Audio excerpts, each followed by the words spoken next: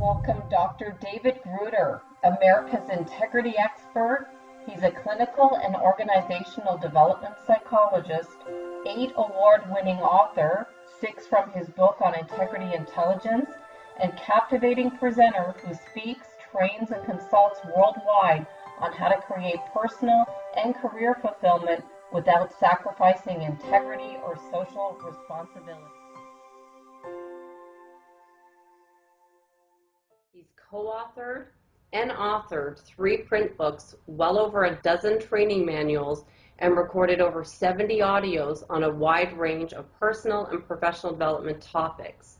His latest book, Conversations with the King, was co-authored with Elvis Presley's stepbrother, David Stanley, and it's currently being adapted into a major motion picture called Growing Up in Graceland, which is very exciting.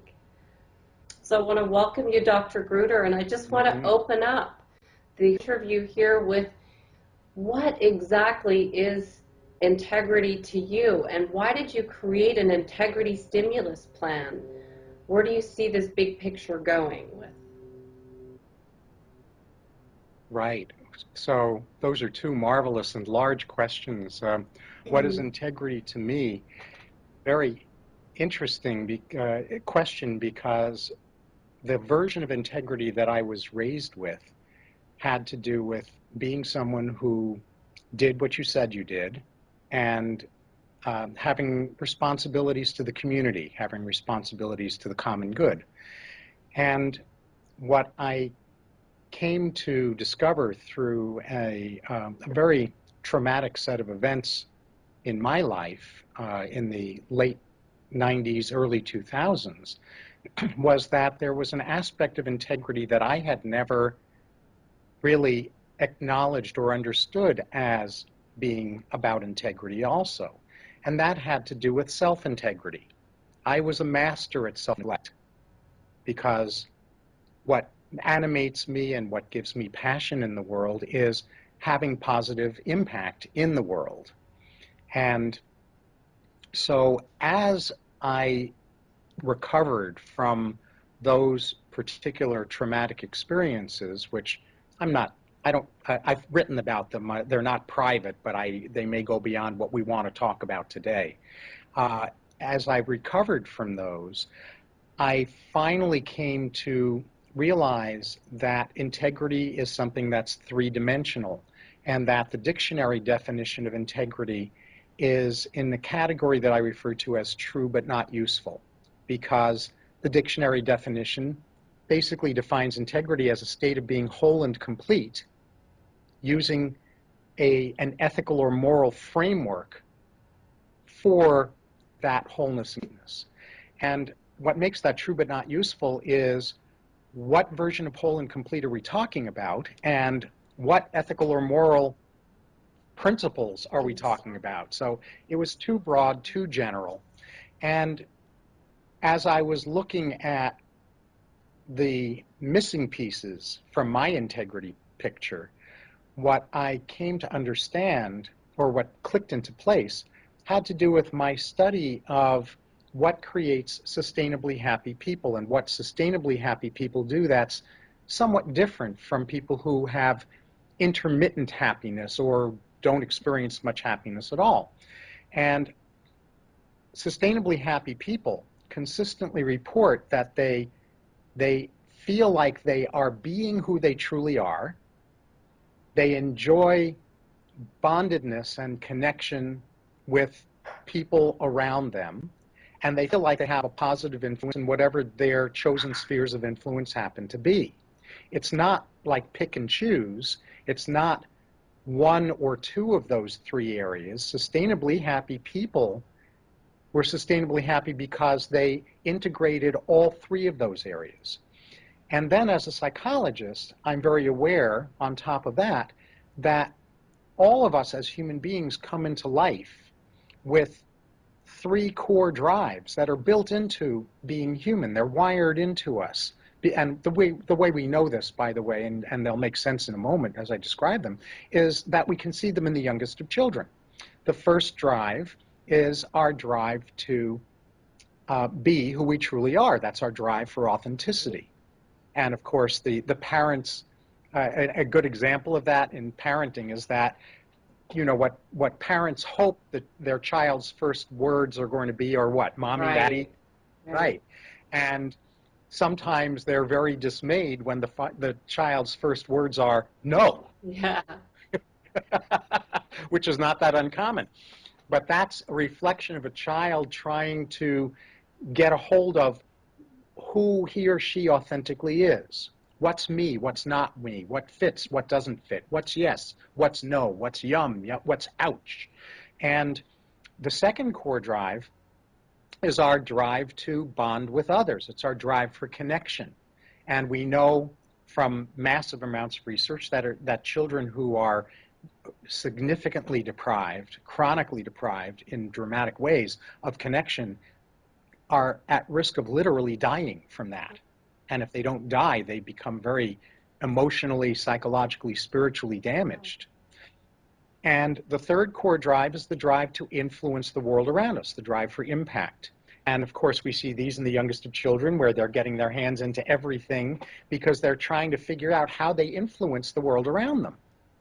So the big aha for me around applied integrity, around making integrity both true and useful, and not just true and useful, but providing a framework for integrity that can be embraced and has been embraced across the faith spectrum and the political spectrum, is 1/3 me, 1/3 we, and 1/3 us all. And what that means in terms of our core drives is that authenticity is about me, and that's self-integrity.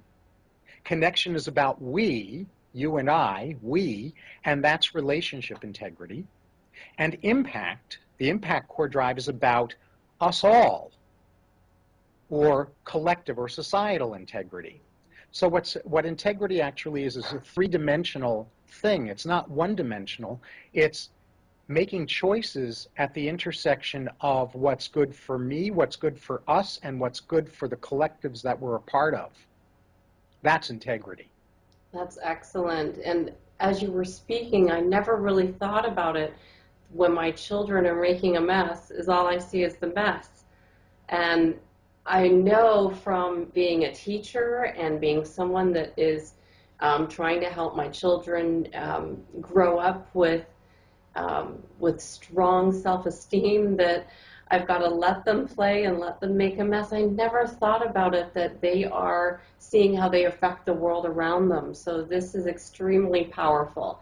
And if you were to give some tips as to how parents can raise their children, if anyone's watching this and they have children, young ones like I've got, mine are 2 and 4, and raising them all the way up through to the teenage level, what tips, 3 tips could you give a parent that's looking to raise a child with integrity? And when I first thought of integrity, I always think of telling the truth. That's how I thought of integrity. But there's so much more. And when I started to research you, I started to get excited with where I thought that this interview could go, because it's not just about me raising my children to be honest. There's a lot of responsibility I have now for my children to let them express themselves, and that's not easy when I've got a mess out there and I'd like it cleaned up. Exactly, exactly. And you're so right, of course, about honesty being an aspect of relationship integrity, right? Right. And self-honesty being an self-integrity as well. Sure. So in terms of tips, the tips that I can offer are extensions of remaining mindful about our 3 core drives, or about the 3 core drives of the children that you're interacting with, whether as a parent or a grandparent or an aunt, an uncle, a cousin, a teacher, a clergy person, anybody who interacts with children.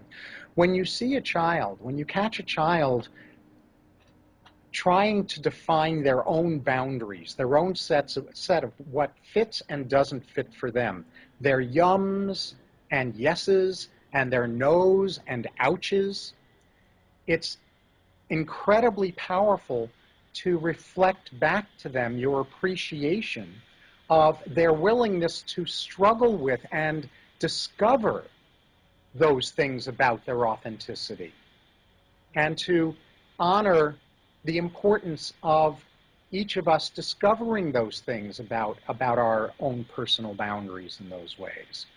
And when we see a child attempting to take care of him or herself, like with self-soothing, when a child's upset, do they know how to self-soothe?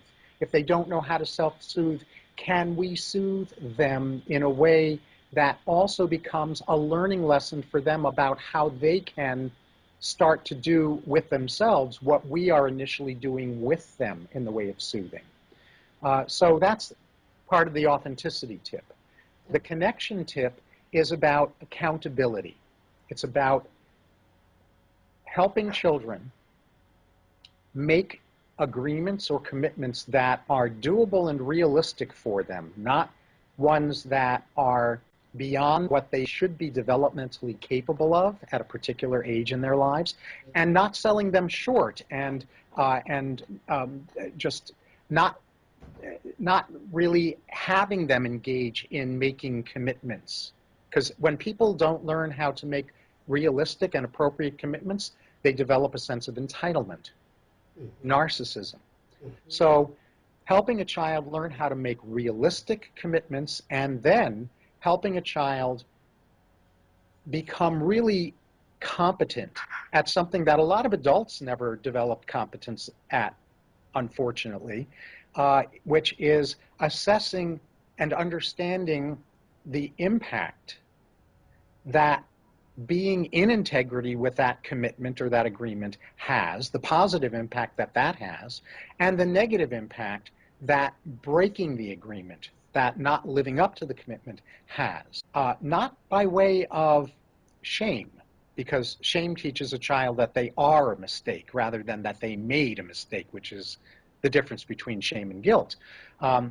But that teaches a child how to be a competent choice maker in the world, in their relationships with others, so that they only engage in commitments that they realistically can follow through on, and then they know how to hold their feet to the fire to follow through on those commitments, so that they have positive impact on those to whom they've made commitments rather than negative impact on those to whom they've made commitments. So I can go on and on with tips. Or those, does that give you enough to start with? That does, and I just want to go a little deeper into the teenage level. Yes. Because as a teenager, I know I let down. An example would be I just skipped a practice that was very important in a game and let down my whole team and didn't think it was a big deal until afterwards. And now I look back and wonder, why as a teenager what was I lacking that I didn't follow through on a commitment? I'm just wondering, what could we teach young people so that they can recognize before they let people down? Can we use this example of your life, Andrea, as a way of answering that question? Sure. So yes. with all of the benefit that all of us are able to enjoy from 2020 hindsight after the fact, looking back Right. with the wisdom you have now, what did you not realize then about the impact that you not showing up would have on that collective, on your team? I didn't realize that it would make our team lose because I wasn't there. I didn't realize how important my presence was there. I didn't think that it would make a difference if I was there or not. Exactly. You see, you underestimated the level of impact you had. You sold yourself short. And we see this in kids. We see, and adults too, of course, we see teenagers in particular struggling to find out what kind of impact they do have. That's part of why teenagers will act out sometimes. There are other reasons why teenagers can act out too, but in this example, one of the reasons a teenager will act out is because they really believe that their misbehavior doesn't matter. It doesn't have any negative influence on anyone else, or they're acting out because in the impact realm, they're acting out because they're feeling so impactless that they feel like the only way that they can show that they have impact is by creating damage rather than by creating good. But a lot of us who were taught to be humble, taught to value the wisdom of humility, and I suspect you were one of those individuals, and I was as well.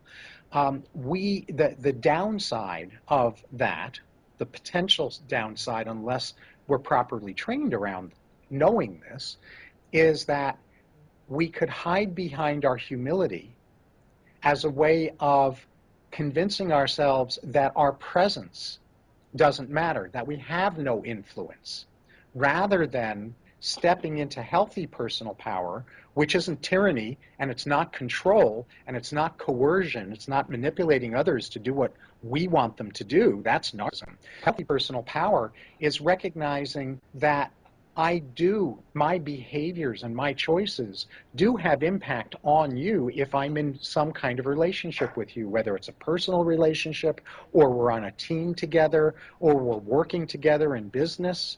It's all the same in terms of impact. And if I short sell the impact that I have, if I underestimate it, then I'm going to not live up to commitments to you, because I will truly believe in my mind that my not fulfilling the commitment really doesn't matter, because I don't have that much power, I don't have that much impact. And unfortunately, we live in a society today where there has been a lot of training culturally in something that in psychology we call learned helplessness, where people are trained to believe they are helpless, that they have no act, that they have no personal power, that they can't make a difference, so they might as well just simply close off, shut down, and only look out for number one, me. Right. And is that why you would say people fall out of integrity? Why would someone just fall out and pretend? And it kind of goes back to when you explained the conversations with the king, living with a mask. Can you explain a little bit about that and why adults fall out of Sure. integrity? So the first part, we'll come back to the mask in a moment, because Sure. how we fall out of integrity has to do with developing a mask. So the secret about integrity is that when we understand that integrity is wired into who we are, that we come in with drive toward integrity, toward being whole and complete, toward integrating our authenticity, connection, and impact core drives, then it's not about learning integrity. It's about something else. And the something else is that survival trumps integrity. That when we are faced as children with situations that are traumatic for us, that are difficult for us, that challenge us, that cause us to feel like there isn't the kind of love, connection, validation, and or safety that we legitimately need as children, we have to develop a survival plan. We have to figure out a way to survive in the absence of the amount of love, varieties of love, connection, validation, and safety that we legitimately need as children. Survival trumps integrity. And so when we feel like we need to develop a survival plan, we will sacrifice our integrity in order to do that. And we don't do it by sitting down as children and saying to ourselves, you know what, I think today I'm going to abandon my integrity. It doesn't happen on that level. It happens much more intuitively or organically or in an unthought out kind of way. But it's also an act of genius anyway, because what our survival plan anatomy is, and this then starts to tie into the question you were asking about the mask, the first thing we have to do as children when we don't experience sufficient levels for us, or forms for us, of love, connection, validation, and or safety, we develop a belief that there really is more love here, or more validation here, or more safety here than I'm getting. And I just have to figure out how to make it happen. So we develop a fantasy in order to save our lives. And we then, that happy ending fantasy is the first element of the survival plan. The second element of the survival plan is the rules. Once we decide that there's more love here than we're getting, we set out to figure out what the rules are that we have to follow in order to get that love. And those rules fall into two categories. The first category is rules about things I have to cover up or change about me in order to get love. And the second is ways I need to corral or manipulate or somehow change you in order to get the love that I seek. And that set of rules is something that we desperately seek as children, and when we feel like we've figured out those rules, or one of those rules, one at a time, as we're building our rules file cabinet, we also appoint essentially a librarian to keep track of all of those rules and pull out the right rules in the right situations for us. And that's how our inner critic gets born. The way that childhood shame gets born is that I decide that there's more love here than I am getting, and that in order to do that I have to cover up or change me. Well, that means I'm not okay. Right, and you feel so bad actually, about you. Shame is a childhood empowerment strategy. That's the unspoken truth. That's the real secret about what's underneath shame. It is a child's best attempt to create a sense of empowerment, because if I'm the problem, then I can do something about it. Whereas if I'm not the problem, I'm really sunk. Okay? So we have shame connected to the happy ending fantasy. We have rules connected to the inner critic. So if I'm following all of these rules that I'm developing, you can easily see how I'm being only selectively authentic. I'm being incompletely authentic. And sometimes I'm not only being incompletely authentic, but I'm also faking it. I'm pretending to be someone I'm not. Well, that's the mask. That's the mask that I wear.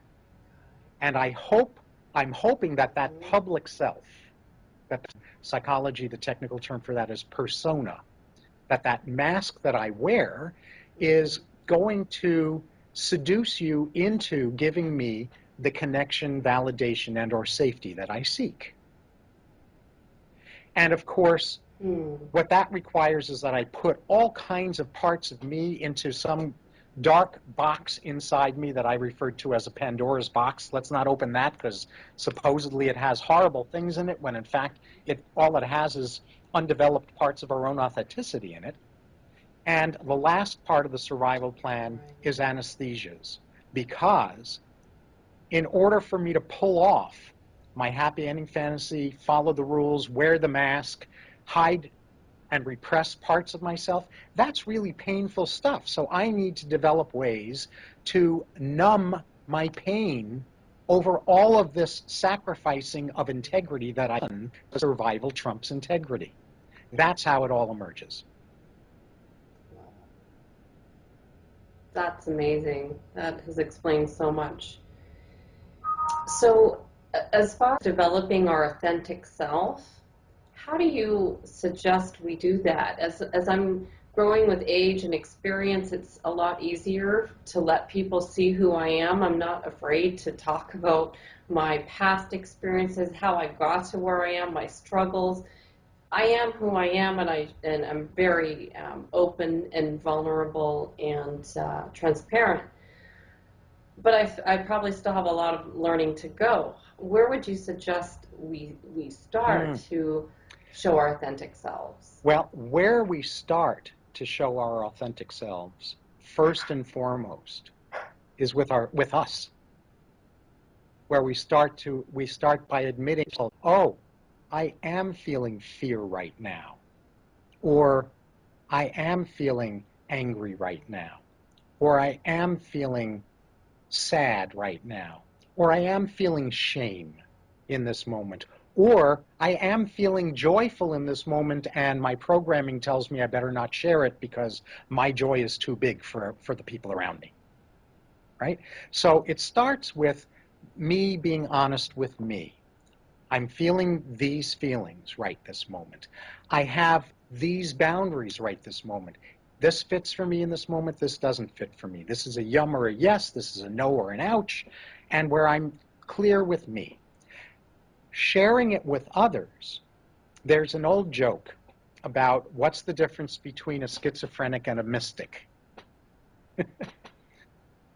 A mystic doesn't go telling their mystical experiences to John. A schizophrenic does.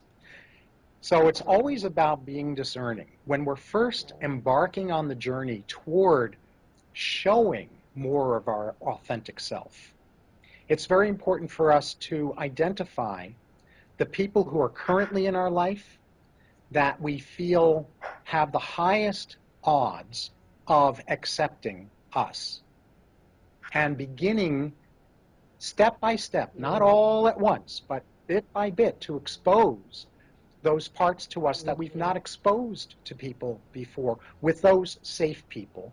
And for us to also identify people that we're not yet close with, but that we have a hunch or an idea they might be safe people as well, and to begin to nourish those connections in order to see whether they do evolve into relationships that we feel safe in as well, and then to expose our authenticity there. There are also for teenage boys and teenage girls, there are groups, nonprofit. There are nonprofits. Boys to Men.org is for the boys, the teenage boys. Teenage girls, it's oh my gosh, I just blanked on the name. Empowered Girls. I think it's called Empowered That's Girls. Okay. If you remember it all. And for the adults, it's the Mankind Project, Mankind Project International, mkp.org. And for women, it's womenwithin.org and Her Weekends, HERweekends.org. And these are that were developed in order to provide teenage boys and girls and adult men and women with places where they could really experiment with exposing their authenticity safely and learning how to master accountability skills and integrity skills and live in alignment with their life mission in good ways.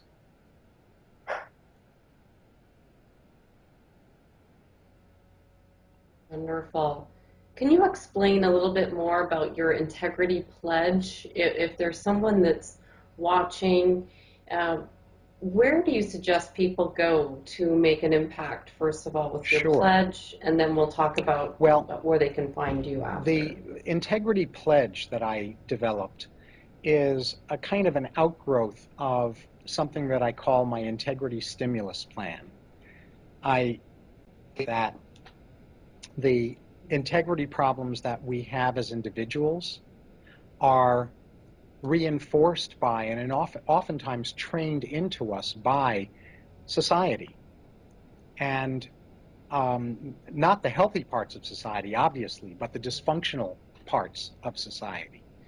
And so for me, an integrity stimulus plan includes the collectives that we're part of, the relationships we're in, and ourselves.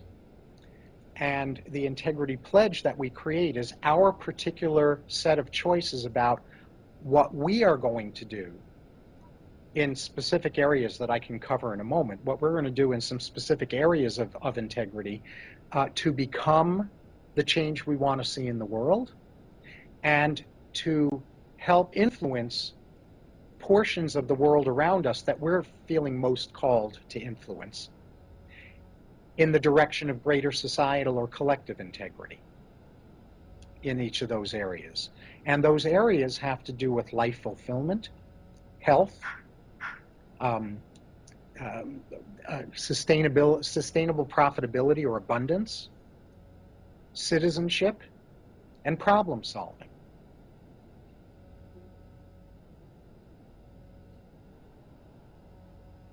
Wonderful. Wonderful. And where can people find more about you? So would you suggest that your website, drgruder.com? Sure. Andrea, if they want to learn more about me, they should go to drgruder.com. If they want to learn about the Integrity Stimulus Plan and the Integrity Pledge and hopefully get excited enough about it to personalize the Integrity Stimulus Plan to them in the form of their own Integrity Pledge, then they should go to integritystimulusplan.org.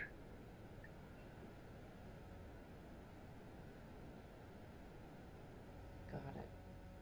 Absolutely. I'll put this all on the video so everyone will see this. And also, you're on Facebook. We can find you and like your fan page as well and learn more about you that way. And this has just been an incredible learning experience for me. When I first wanted to interview you on integrity, I had no idea that it was going to be such a broad topic and teach me so much just from going to your website and even looking at your book, The New IQ. And then I had no idea conversations with the king had aspects within it of what you're teaching. So this has been an incredible learning, and I want to thank you so much for your time. And for sharing all of your knowledge with all of our listeners at AchieveIT360 and Secret for Teens. You get wonderful feedback about how useful this interview was to your viewers.